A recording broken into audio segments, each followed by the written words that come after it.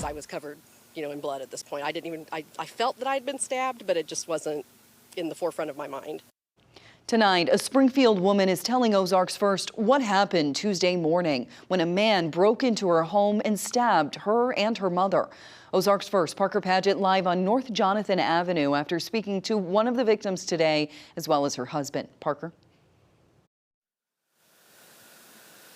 Yeah, Kayla Crowson has been released from the hospital after being stabbed 7 times. She says her mother is still in the hospital recovering. I talked to Kayla and her husband about what happened Tuesday, about Harland King, the man charged with those stabbings, and why they feel this was something that was strategically planned.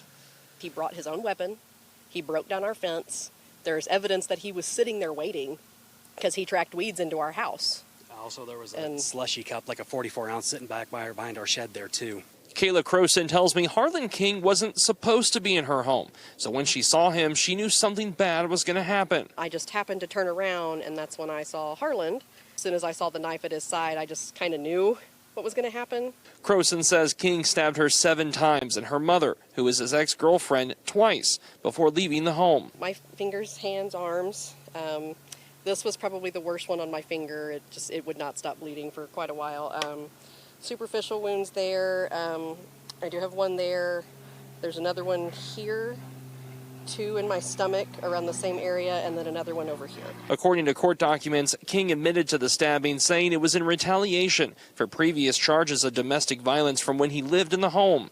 Zachary Crowson, who was at work, calls King a coward for attacking when he wasn't home. It was cowardly. He knew, like I said, he knew my mother-in-law is not the strongest person, my wife there and everything. This was cold, calculated. He knew exactly what he was doing. King did not have any requirements for GPS monitoring as part of his July case, but the Crowsons think there should have been. I'm pretty ticked off about how the legal just let him slide off that, and like I said, didn't let him get away with the GPS tracker or any kind of thing there. King is currently in the hospital with a self-inflicted stab wound to the chest, something the Crowsons believe he did to avoid jail. It was a cowardly attempt to not go back.